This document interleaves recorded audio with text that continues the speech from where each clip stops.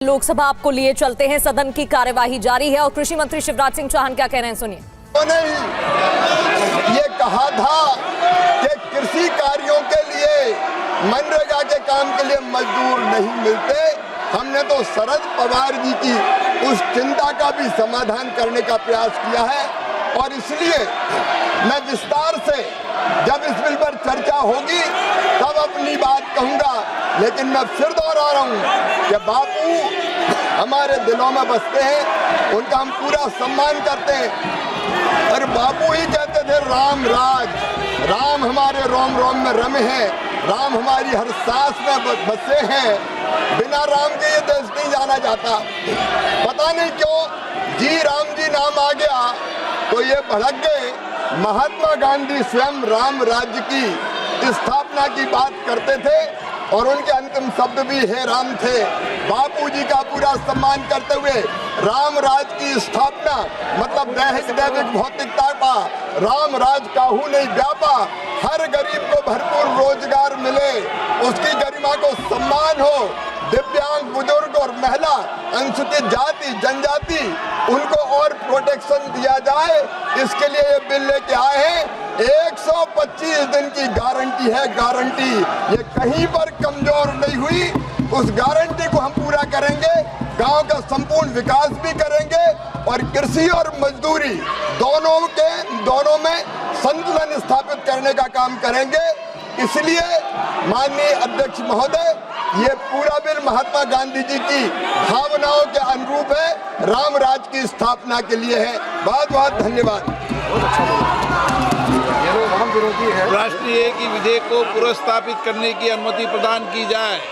जो सदस्य इसके पक्ष में हाँ कहें, जो सदस्य विरोध में ना कहें। मेरे विचार में निर्णय हाँ वालों के पक्ष में हुआ, हाँ वालों के पक्ष में हुआ। अनुमति प्रदान की जाती है। माननीय मंत्री जी विधेयक को पुनर्स्थापित करें।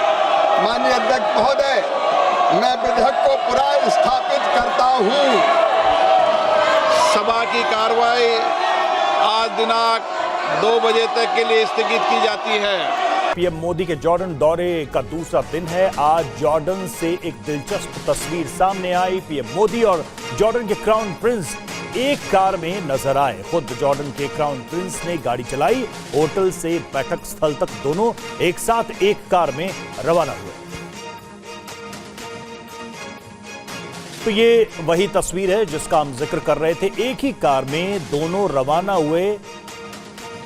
जहां पर बैठक होनी थी, क्राउन प्रिंस मौजूद थे और देखिए साफ दिख रहा है आपको तस्वीरों में भी कि क्राउन प्रिंस ने खुद ही ड्राइव किया और प्रधानमंत्री नरेंद्र मोदी को बैठक स्थल तक लेकर गए। तो प्रधानमंत्री मोदी की कार वाली डिप्लोमेसी की ये पहली तस्वीर नहीं है। इससे पहले 4 दिसंबर को रूसी राष्ट्रपति पुतिन जब भारत आए थे तब वो पीएम मोदी की कार में बैठकर गए थे और आज जॉर्डन दौरे पर गए प्रधानमंत्री जब प्रिंस के घर जा रहे थे तब दोनों एक ही कार में सवार थे और जब पीएम मोदी चीन गए थे तब भी मोदी और पुतिन एक ही कार में सवार थे। तो इंटरनेशनल रिलेशन और इंटरनेशनल डिप्लोमेसी की एक और दिलचस्प तस्वीर सामने आई है। जैसा हमने आपको बताया कि पहली बार नहीं, इसके पहले पुतिन भी प्रधानमंत्री के साथ कार में नजर आ चुके हैं। जॉर्डन के क्राउन प्रिंस के साथ अब प्रधानमंत्री नजर आ रहे हैं। तो दोनों देशों और नेताओं के बीच किस तरह की केमिस्ट्री है, ये तस्वीर उस कहानी को भी बयां कर रही है। जॉर्डन की यात्रा कई मायनों में महत्वपूर्ण है, लेकिन उससे ठीक पहले जो बैठकें होनी है, दोनों देशों के बीच करार होने हैं, उसके ठीक पहले की ये तस्वीर काफी दिलचस्प।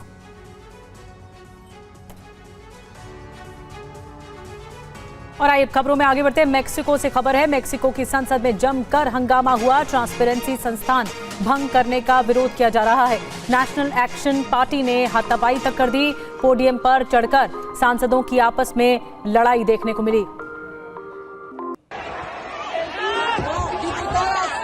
देखिए नौबत मारपीट तक आ गई है। पोडियम पर चढ़कर सांसदों की आपस में ये लड़ाई देखने को मिल रही है। सांसद एक दूसरे पर हमला कर रहे हैं, मारने पर उतारू हैं।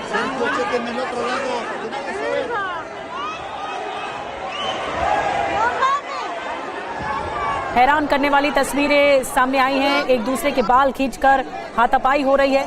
ये सांसद हैं, मैक्सिको की संसद का ये नज़ारा आप देख रहे हैं, जब ट्रांसपेरेंसी इंस्टीट्यूट को भंग करने की मांग हो रही थी, लेकिन नौबत मारपीट और हाथापाई तक पहुंच गई। एक दूसरे के बाल खींचे गए सांसदों की ओर से, महिला सांसदों प्रतिनिधियों की ओर से।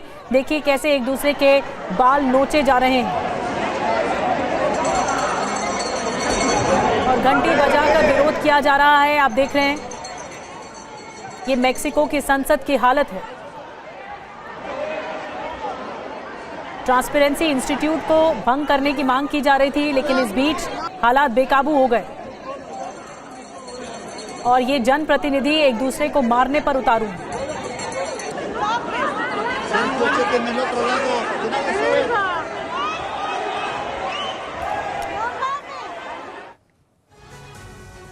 और अब बात करते हैं पंजाब की। कबड्डी खिलाड़ी की गोली मारकर हत्या कर दी गई। सेल्फी लेने के बहाने हमलावरों ने गोली मारी। मोहाली में कबड्डी टूर्नामेंट के दौरान हत्या की वारदात को अंजाम दिया गया। बम्बीहा गैंग ने हमले की जिम्मेदारी ली है। कबड्डी खिलाड़ी राणा बालाचौरिया की हत्या का यह मामला है। सेल्फी लेने के बहाने हमलावर पहुंचे और फिर गोली मार दी गई। तो मोहाली में कबड्डी टूर्नामेंट खेला जा रहा था, इस दौरान हत्या कर दी गई।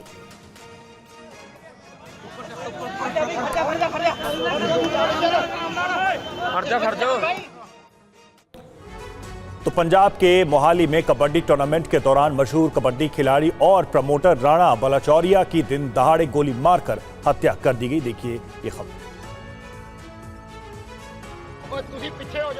मोहाली में हुए सनसनीखेज वारदात ने खेल जगत से लेकर सियासत तक को झकझोर कर रख दिया। कुछ ही घंटों के भीतर इस हत्याकांड ने नया मोड़ तब ले लिया जब बम्बिया गैंग ने सोशल मीडिया पोस्ट के जरिए इसकी जिम्मेदारी लेते हुए सिद्धू मूसेवाला की हत्या से जोड़ दिया। सोशल मीडिया पर वायरल पोस्ट में बम्बिया गैंग ने दावा किया कि राणा बालाचौरिया की हत्या सिद्धू मूसेवाला के कत्ल का बदला है। पोस्ट में आरोप लगाया गया कि बालाचौरिया ने मूसेवाला के हत्यारों को पनाह दी थी और उनकी मदद की थी। पोस्ट में कई लोगों के नाम लेते हुए कहा गया है कि इस वारदात को अंजाम उनके भाइयों ने दिया है। साथ ही कबड्डी जगत में कुछ खास नामों के दखल पर भी चेतावनी दी गई है, जिसने खिलाड़ियों और आयोजकों के बीच डर का माहौल पैदा कर दिया। हालांकि पुलिस अभी इस दावे की आधिकारिक पुष्टि नहीं कर रही है। जांच एजेंसियां इसे गैंगवॉर के एंगल से भी देख रही हैं। ये जानने की कोशिश कर रही हैं कि पोस्ट असली है या किसी साजिश का हिस्सा है। आपको बता दें कि सोमवार को मोहाली के सोहाना साहिब में चल रहे कबड्डी टूर्नामेंट के दौरान बाइक और बोलेरो से आए हमलावर सेल्फी के बहाने राणा बालाचौरिया के पास पहुंचे और बेहद करीब से सिर में गोली मार दी। और इसी मुद्दे पर हमारे संवाददाता की ग्राउंड रिपोर्ट दिखाते हैं। पंजाब में कबड्डी के खेल के अंदर गैंगस्टर्स का कितना बड़ा नेक्सस बन चुका है, उसका एक और उदाहरण सोमवार शाम को पंजाब के मोहाली के सोहाना कस्बे में मिला है, जहां पर कबड्डी टूर्नामेंट के दौरान एक नामी कबड्डी खिलाड़ी जिन्हें राणा बालाचौरिया के नाम से जाना जाता है, जिनका असली नाम कंवर दिग्विजय सिंह है, उनकी हत्या कर दी गई। ये हत्याकांड एक कबड्डी टूर्नामेंट के दौरान हुआ जो कि यहाँ पर चल रहा था। मैं आपको दिखाना चाहूंगा, मेरे पीछे आप ये जो पूरा मैदान देख रहे हैं, यहाँ पर बीती शाम बताया जा रहा है कि हजारों की संख्या में यहाँ पर लोग मौजूद थे। कबड्डी का एक मैच चल रहा था, कबड्डी के कुछ और मैच भी होने थे। कई टीमें पूरे पंजाब से यहाँ पर आई हुई थी, कई वीवीआईपीज यहाँ पर आने थे। पंजाब के जो नामी गायक हैं, पंजाबी गायक मनकीरत औलख, उन्होंने यहाँ पर आना था और इसके लिए यहाँ पर पुलिस के बंदोबस्त भी थे। लेकिन इन सब के बीच राणा बालाचौरिया जो कि अपनी टीम के साथ यहाँ पर आए हुए थे, वो कबड्डी खिलाड़ी भी रह चुके हैं, प्रमोटर हैं, उनकी हत्या कर दी गई। और अब आपको सुनवाते हैं कबड्डी खिलाड़ी की हत्या पर चश्मदीदों का क्या कहना है। पंजाब के मोहाली के सोहाना कस्बे में सोमवार रात को कबड्डी टूर्नामेंट में एक कबड्डी खिलाड़ी और प्रमोटर राणा बालाचौरिया की हत्या कर दी गई। राणा बालाचौरिया काफी मशहूर कबड्डी खिलाड़ी थे और उनका असली नाम कंवर दिग्विजय सिंह था, लेकिन उन्हें कबड्डी के खेल में राणा बालाचौरिया के नाम से जाना जाता था। उनकी हत्या कर दी गई। सरेआम ये सब कुछ हुआ। हमलावर आए और गोली मारकर फायरिंग करते हुए फरार हो गए। हमारे साथ इस घटना के एक चश्मदीद हैं, बाबा शकील कादरी हैं। बाबा, आप यहाँ पर कितने बजे थे और क्या आपने देखा, क्या हुआ था? ये हम ना परसों के यहाँ ही है जो कि ना हम पानी हर एक ग्राउंड में पानी पिलाते हैं। अच्छा, जो कुछ भी हुआ है ये मारा हुआ है। कभी संदीप नंगल मियाँ के ऊपर गोली चल जाती है, कभी सिद्धू मूसे वाले के कल यहाँ ऐसा कल क्या हुआ था यहाँ? यहाँ हुआ कबड्डी खेल रहे थे, खेल के हटे थे, यहाँ से निकले थे, इधर आकर गोली चली। कितने आज मथुरा एक्सप्रेसवे पर भीषण सड़क हादसा हुआ जिसमें 13 लोगों की जान चली गई और 15 लोग घायल हो गए। हादसा सुबह करीब 4:30 बजे हुआ। घने कोहरे के बीच चल रही गाड़ियों की रफ्तार बेहद ज्यादा थी, जो इस हादसे की वजह बनी। घना कोहरा होने की वजह से करीब 10 गाड़ियां आपस में टकरा गई, जिसके बाद गाड़ियों में कितनी भीषण आग लग गई देखा जा सकता है। चारों ओर चीख पुकार मच गई। कई यात्रियों ने बसों से कूदकर अपनी जान बचाई। अब जरा गाड़ियों की हालत भी देख लीजिए, जिसे देखकर अंदाजा लगाया जा सकता है कि टक्कर कितनी तेज रही होगी। इन गाड़ियों में जो लोग आगे बैठे होंगे उनमें से कई की जान जा चुकी है। हादसा आगरा से नोएडा की तरफ जाने वाले यमुना एक्सप्रेस वे के माइलस्टोन संख्या 125 के पास हुआ था। हादसे की सूचना पाकर दमकल विभाग की टीम मौके पर पहुंची, लेकिन तब तक गाड़ियां पूरी तरह से जलकर खाक हो चुकी थी। विजिबिलिटी लो होने के कारण इसके चलते लगभग 7 बसेस और 3 छोटी गाड़ियां आपस में टकरा गई। सीएम योगी ने मृतकों के परिजनों को 2 लाख और घायलों को 50,000 के आर्थिक मदद का ऐलान किया है। और मथुरा एक्सप्रेसवे पर जो बसें पूरी तरह से जल गईं, उनकी पहचान की जा रही है। देखिए टीवी 9 संवाददाता कान्हा शर्मा की ये रिपोर्ट। मैं इस वक्त तस्वीर आपको दिखा दूं। मैं इस वक्त माइलस्टोन 127 पर खड़ा हूं। आप देख सकते हैं यहाँ पर पुलिस विभाग के साथ साथ अन्य टीम यहाँ पर खड़ी हुई है। सब जो रोड जो यमुना एक्सप्रेसवे का रोड है, जो मार्ग बाधित हो गया, उसको क्लियर करने लगी हुई है। अभी आप देख सकते हैं एक बस जिसमें डीजल का टैंक है वो लीक कर रहा है, उसमें धुआं निकल रहा है, उसको बुझाने का प्रयास यहाँ पर फायर ब्रिगेड द्वारा लगातार किया जा रहा है। क्योंकि सुबह 4 से 5 बजे समय यह हादसा हुआ था, जब विजिबिलिटी बिल्कुल नहीं थी, जिसके चलते एक गाड़ी आपस में टकराई। उसके बाद लगभग 5-6 बस आपस में टकरा गई। वही मथुरा में अभी यहाँ पर मौके पर डीएम एसएसपी मौजूद है, जो कि रोड को क्लियर कराने में लगे हुए हैं। एक बार फिर से आपको तस्वीरें दिखाऊंगा। देखिए यहाँ पर काफी भारी मात्रा में लोग यहाँ पर मौजूद है। साथ ही साथ बताया जा रहा है कि जो बस में कुछ लोग भी जल गए थे, उनकी वीडियो भी सामने आए हैं, जो और उनको अस्पताल के लिए भेज दिया। जो घायल है यहाँ पर लगभग 25 से 30 लोग घायल बताए जा रहे हैं, लेकिन अभी तक संख्या पूरी स्पष्ट नहीं हो पाई है। जो कुछ काफी लोगों का सामान भी इन बसों में जलकर राख हो गया। आप देख सकते हैं तस्वीरें, बस पूरी तरह जलकर राख हो चुकी हैं। सरकारी बस भी बताई जा रही है कि सरकारी बस की जो वो भी जल गई है। कान्हा अग्रवाल, टीवी 9 भारतवर्ष, मथुरा। आगे बढ़ते हैं। नेशनल हेराल्ड केस में गांधी परिवार को राहत मिली है। राउज एवेन्यू कोर्ट ने ईडी की चार्जशीट पर संज्ञान लेने से इनकार कर दिया है। मामले की अगली सुनवाई 16 जनवरी 2026 को। नेशनल हेराल्ड केस में कांग्रेस की वरिष्ठ नेता सोनिया गांधी, राहुल गांधी और अन्य को बड़ी राहत मिली। नेशनल हेराल्ड से जुड़े मनी लॉन्ड्रिंग के मामले में ईडी की ओर से दाखिल की गई चार्जशीट पर राउज एवेन्यू कोर्ट ने संज्ञान लेने से फिलहाल इनकार कर दिया है। हालांकि कोर्ट ने कहा कि ईडी अपनी जांच जारी रख सकती है।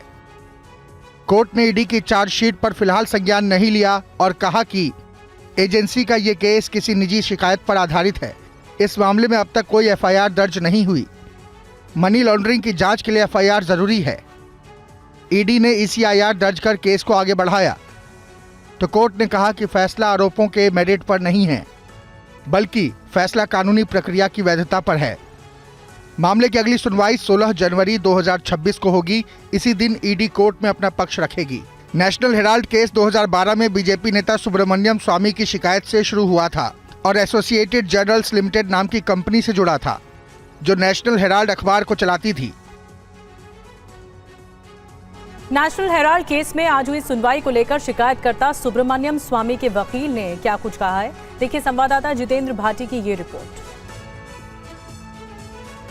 नेशनल हेराल्ड से जुड़े मनी लॉन्ड्रिंग के मामले में आज सोनिया गांधी, राहुल गांधी समेत 7 आरोपियों को राहत मिली है और कोर्ट ने फिलहाल में कॉग्निजेंस लेने से इनकार कर दिया। क्या है पूरा मामला, बताने के लिए मेरे साथ में जो शिकायतकर्ता हैं सुब्रमण्यम स्वामी, उनके वकील जो हैं लामा जी हैं। कोर्ट ने इनकार क्यों कर दिया फिलहाल कॉग्निजेंस लेने, संज्ञान लेने से? कोर्ट ने इनकार इसलिए कर दिया है क्योंकि जो सुब्रमण्यम स्वामी जी ने जो कंप्लेंट करी थी उसके बेस पे ईडी ने कोई एफआईआर रजिस्टर्ड नहीं करी।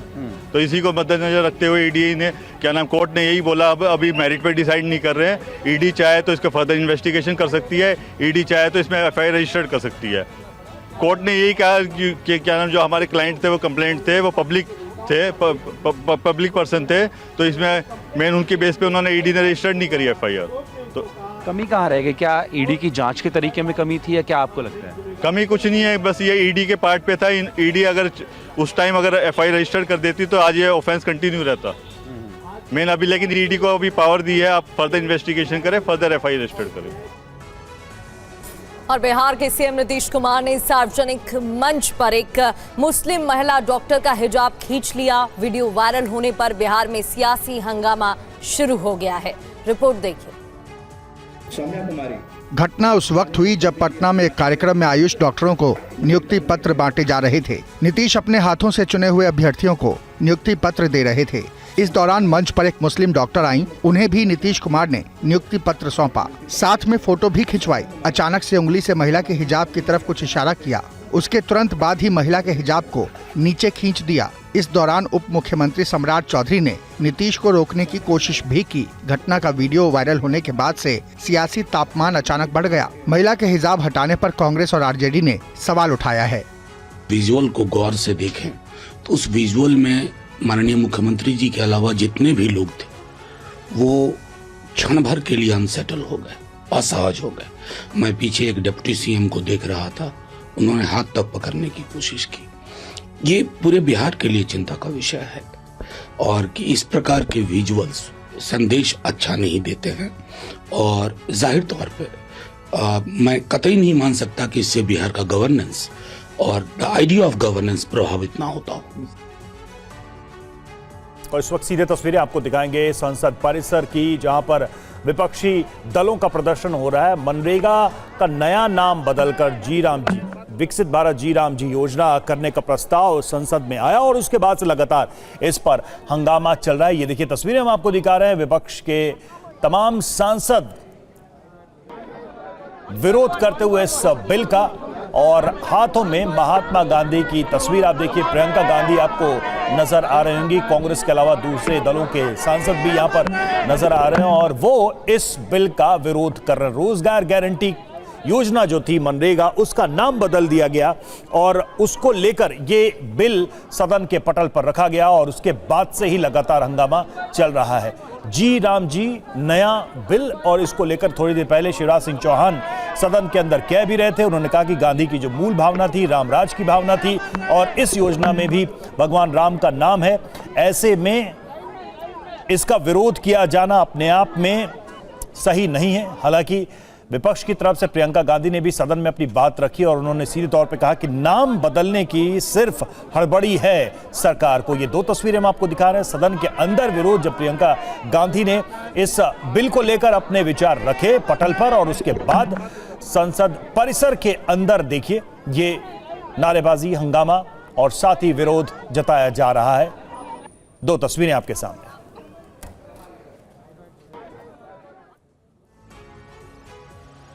पश्चिम बंगाल में एसआईआर का ड्राफ्ट जारी कर दिया गया है। इस ड्राफ्ट में 58 लाख से ज्यादा नाम काट दिए गए हैं। पश्चिम बंगाल के मतदाता अब चुनाव आयोग की आधिकारिक वेबसाइट और मोबाइल ऐप के जरिए मतदाता सूची में अपना नाम चेक कर सकते हैं। एसआईआर सर्वे के दौरान 12,20,000 मतदाता लापता पाए गए। जांच में 24,16,852 मतदाता मृत पाए गए। 19,88,076 मतदाता बंगाल से दूसरे राज्यों में शिफ्ट हो चुके हैं। 1,38,328 मतदाताओं के पास से एक से ज्यादा वोटिंग आई कार्ड मिले। ममता बनर्जी को पेट में दर्द इसलिए हो रहा है क्योंकि जो इन्फिल्ट्रेटर्स थे, घुसपैठिए थे, घुसपैठिए बांग्लादेश भाग रहे हैं, उनका नाम काटा जा रहा है, इसलिए डर रहे हैं। तो भारतीय जनता पार्टी वहाँ पे पार्टिसिपेट किया, सारे पार्टी ने भी पार्टिसिपेट किया। ममता बनर्जी ने खुद एसआईआर का फॉर्म फिलअप करके डाला है उन्होंने। तो एसआईआर तो इलेक्शन कमीशन का विषय है और वो सुप्रीम कोर्ट से भी उसमें जो वर्डिक्ट आया है तो एसआईआर होगा। तो इसमें किसकी क्या बात है। अब टीएमसी डर रही है क्योंकि बांग्लादेशी घुसपैठियों का नाम काटा जा रहा है, बाद वोटर लिस्ट से जा रहा है और जो सही भी है। और देर रात दिल्ली के जाफराबाद में डबल मर्डर से सनसनी फैल गई। दो सगे भाइयों की मौत के बाद अब पुलिस की टीम जांच में जुटी है। देर रात ताबड़तोड़ फायरिंग से दिल्ली के जाफराबाद का ये इलाका दहल गया। वारदात रात करीब 2 बजे की है, जब अचानक 2 भाइयों पर फायरिंग शुरू हो गई।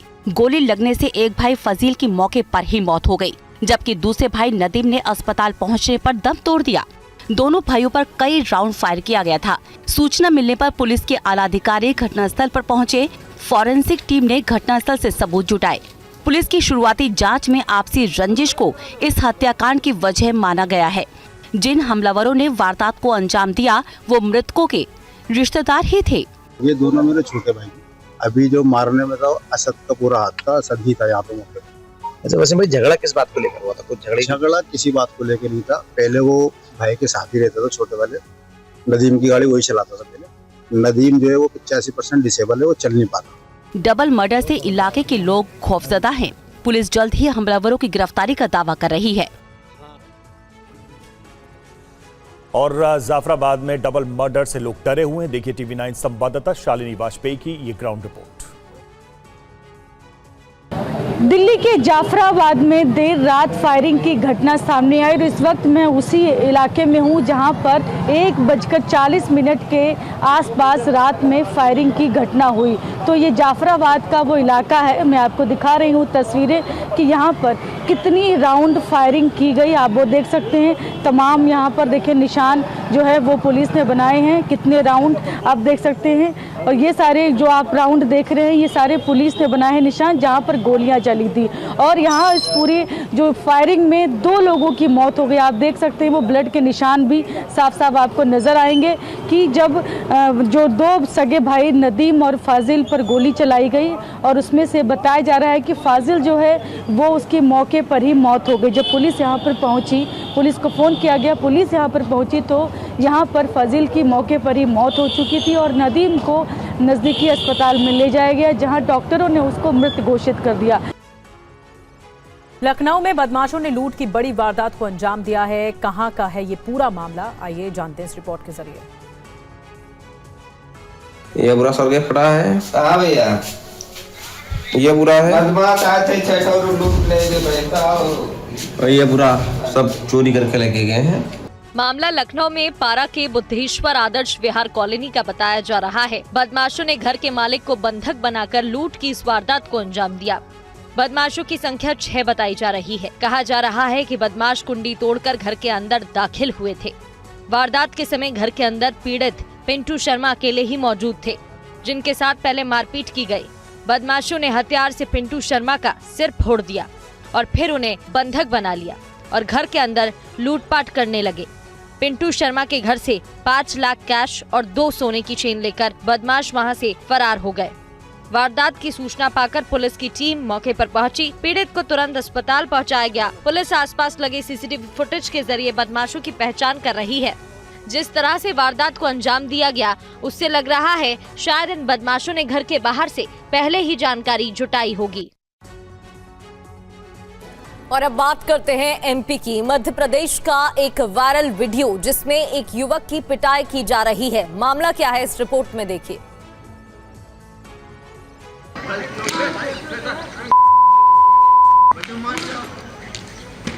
वीडियो मध्य प्रदेश के छतरपुर का है, जहां कई लड़कों ने अचानक एक लड़के को घेर लिया और देखिए कैसे बेल्ट से उसे पीटने लगे।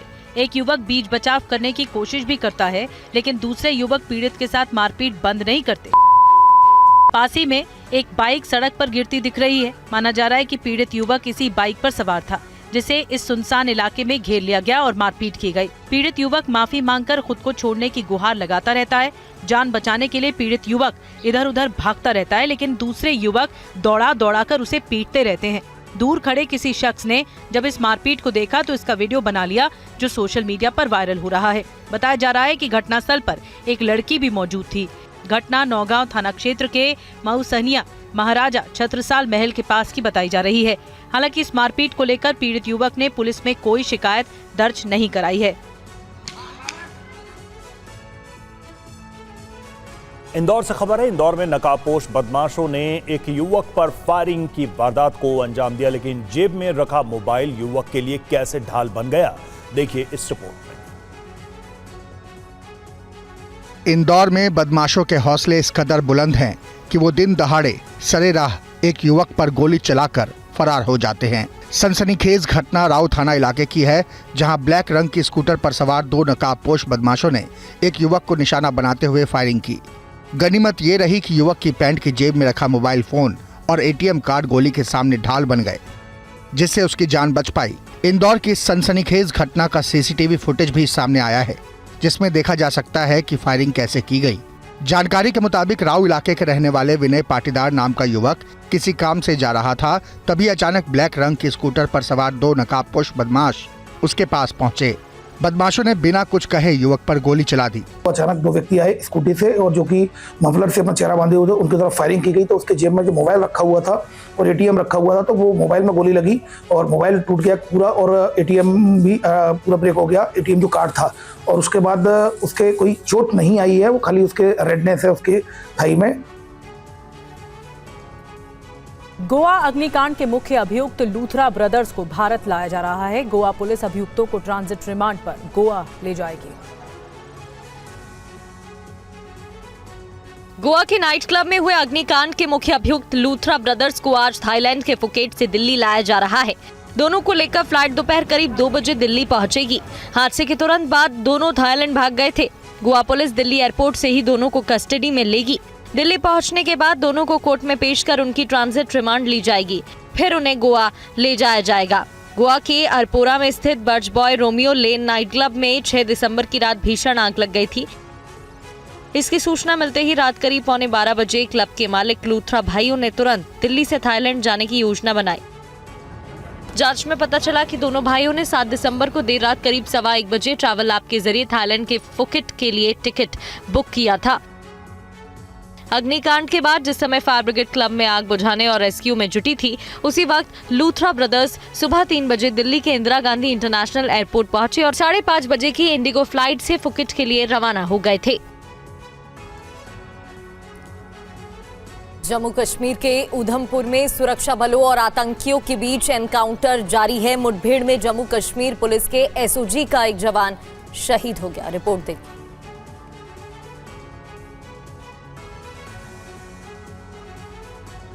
उधमपुर के मजालता इलाके में सोहन गांव के पास लगातार दूसरे दिन आतंकियों और सुरक्षा बलों के बीच मुठभेड़ जारी है। माना जा रहा है कि इस दौरान आतंकियों को भी नुकसान पहुंचा है। पूरे इलाके को कड़े सुरक्षा घेरे में रखा गया है। आतंकियों की संभावित भागने की सभी रास्तों को सील कर दिया गया। इलाके में अतिरिक्त पुलिस बल को तैनात कर दिया गया और सर्च ऑपरेशन जारी है। देर रात तक चली फायरिंग में एक पुलिसकर्मी की मौत हुई। वहीं अधिकारियों ने बताया कि कम से कम 3 आतंकवादी जंगल में छिपे हुए हैं। पुलिस और सुरक्षा बलों की ज्वाइंट टीम ने आतंकियों को चारों तरफ से घेर रखा है। भारतीय सेना और स्थानीय पुलिस बल इस ऑपरेशन में सक्रिय रूप से शामिल है ताकि आतंकियों को बेअसर किया जा सके। पुलिस के मुताबिक मजालता के सोवान मार्ता क्षेत्र के जंगल में सुरक्षा बलों को आतंकी होने के इनपुट मिले थे। खबर थी कि आतंकी कई दिन से एक घर में जबरन घुसकर खाना खाते थे। इसी सूचना के आधार पर पुलिस के एसओजी ने सेना और सीआरपीएफ के जवानों के साथ इलाके में तलाशी अभियान चलाया।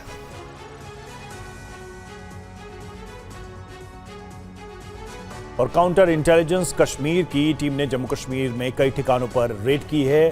सीआईके की ये रेड आतंकवाद से जुड़े मामले में की गई है। तस्वीरें जम्मू कश्मीर में जांच एजेंसी काउंटर इंटेलिजेंस कश्मीर यानी सीआईके की रेड की है, जिसने आतंकी गतिविधियों पर नकेल कसने के लिए बड़ा अभियान शुरू किया, जिसके तहत जम्मू कश्मीर के 7 जिलों में कुल 12 ठिकानों पर ताबड़तोड़ तलाशी अभियान चलाया जा रहा है। सीआईके पुलिस और सीआरपीएफ के साथ मिलकर आतंक से जुड़ी गतिविधियों की जांच के सिलसिले में घाटी के 7 जिलों में रेड कर रही है। इसके तहत पुलवामा, बडगाम, कुलगाम, श्रीनगर, बारामूला, अनंतनाग, कुपवाड़ा में रेड की गई। सीआईके टीमें आतंकी नेटवर्क के संदिग्ध ठिकानों और उनसे जुड़े व्यक्तियों के लिए तलाशी अभियान चला रही है। इस दौरान जांच एजेंसियां आतंकी संगठनों से संबंधित महत्वपूर्ण दस्तावेज खंगाल रही है और संदिग्धों से पूछताछ भी जारी है। अभियान का मकसद नेटवर्क की जड़ों तक पहुंचना है। पुलिस के मुताबिक आतंकी अपराधों जैसी गतिविधियों के खिलाफ ये जांच शुरू की गई है, जिसमें आतंकवाद का ऑनलाइन महिमा मंडन और लोगों को कट्टरपंथी बनाने और आतंकी संगठनों में भर्ती की कोशिशें शामिल हैं। भारत ने संयुक्त राष्ट्र सुरक्षा परिषद की बैठक में पाकिस्तान की जमकर लताड़ लगाई, जहां पाकिस्तान ने जम्मू कश्मीर पर दावा ठोकने की कोशिश की। भारत ने साफ कर दिया कि जम्मू कश्मीर और लद्दाख भारत का अभिन्न हिस्सा थे और हमेशा रहेंगे। आतंकवाद पर पाकिस्तान की साजिशों को बेनकाब करते हुए साफ किया कि सिंध जल संधि को तब तक बहाल नहीं किया जाएगा जब तक पाकिस्तान आतंकवाद को बढ़ावा देना बंद नहीं करता।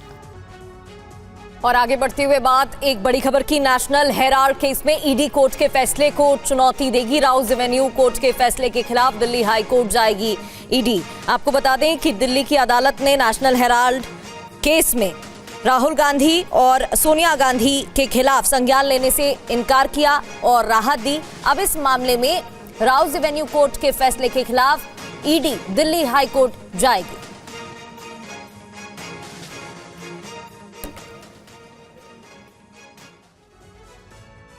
और कांग्रेस नेताओं ने कोर्ट के फैसले को लेकर बीजेपी सरकार और ईडी पर निशाना साधा है। खोखला केस जिसको इतना ऊपर ले गए और आज उसकी कॉग्निजेंस तक नहीं हुई। आप समझ सकते हैं कि कितनी ज्यादा अतिशयोक्ति और कितना बढ़ावा चढ़ावा हल्ला करके हिस्टीरिया बना के बीजेपी सत्तारूढ़ पक्ष इसकी बात करती है। हमने कहा था बड़ी सरल चीज, ये एक ऐसा अजीबोगरीब केस है जहां पैसे का स्थानांतरण नहीं हुआ, पैसा हिला नहीं, जो प्रॉपर्टी है वो हिली नहीं, और मनी लॉन्ड्रिंग कहां से हो गई। और जिसकी प्रॉपर्टी थी वो कंपनी जिसने अब कंट्रोल करती है एजेएल को कंट्रोल करती है यंग इंडिया। तो ये बड़ी मूर्खता की बात है कि यंग इंडियन कंपनी बनाई जो डिविडेंड नहीं दे सकती, गाड़ी घोड़ा नहीं दे सकती, प्रॉफिट नहीं दे सकती, पैसा नहीं दे सकती। वो लोग जो बैठे हैं वहां पर, पहले मोतीलाल वोरा जी, सोनिया जी, खड़गे जी, उनको कोई उससे कुछ एक पैसा नहीं मिल सकता और वो कहते हैं स्थानांतरण हुआ पैसे का, मनी लॉन्ड्रिंग हुई। तो इस बात पे कॉग्निजेंस सबसे नीचे वाली छोटी सी चीज होती है। कोर्ट कॉग्निजेंस भी नहीं ले, इसका मतलब है कि ये तथ्य विहीन केस है। सत्यमेव जयते, आज सत्य जीता है, मोदी का झूठ पराजित हुआ है। मैं इतना ही कहना चाहता हूं कि सत्य की विजय हुई है। ये वो अखबार है जिसके लिए नेहरू ने कहा था कि मैं आनंद भवन भेज दूंगा, इसे बंद नहीं होने दूंगा। ये स्वतंत्रता संग्राम सेनानियों की आवाज थी।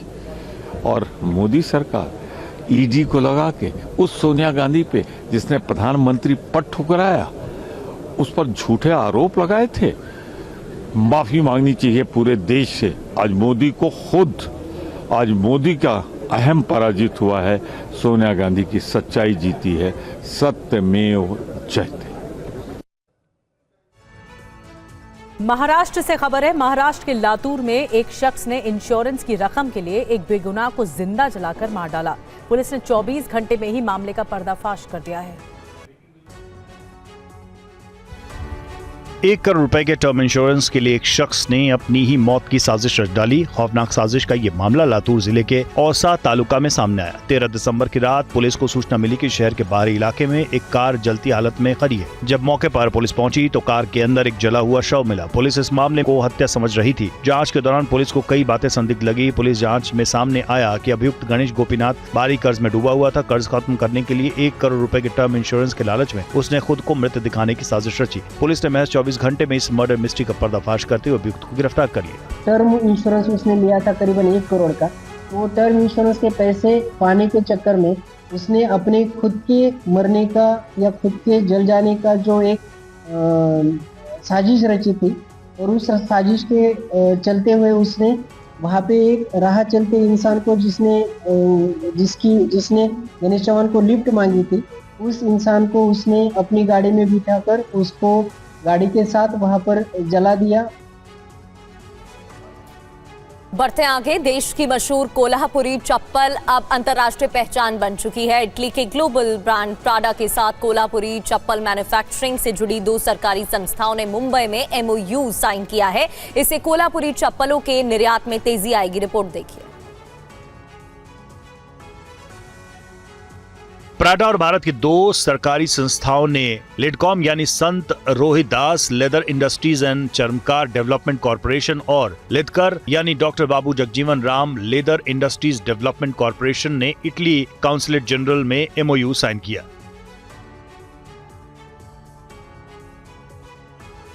प्राडा कोल्हापुरी चप्पल प्रोजेक्ट के तहत कोल्हापुरी फुटवेयर की मैन्युफैक्चरिंग महाराष्ट्र और कर्नाटक के कारीगरों के सहयोग से होगी। कोल्हापुरी फुटवेयर का प्रोडक्शन पारंपरिक टेक्निक और प्राडा के डिजाइन और मटेरियल से होगा। लिडकॉम और लिडकार के साथ मिलकर प्राडा कोल्हापुरी कारीगरों को ट्रेनिंग देगा। फरवरी 2026 में इस प्रोजेक्ट के तहत बनी कोल्हापुरी फुटवेयर को पूरी दुनिया में लॉन्च किया जाएगा। प्राडा के 40 स्टोर और ई-कॉमर्स प्लेटफॉर्म पर ये उपलब्ध होंगे। 2019 में कोल्हापुरी चप्पलों की प्रामाणिकता और सांस्कृतिक महत्व को मान्यता देते हुए GI यानी ज्योग्राफिकल इंडिकेशन टैग दिया गया। वाणिज्य मंत्री पीयूष गोयल के मुताबिक प्राडा के साथ मिलकर कोल्हापुरी चप्पल $1 बिलियन तक का निर्यात कर सकते हैं।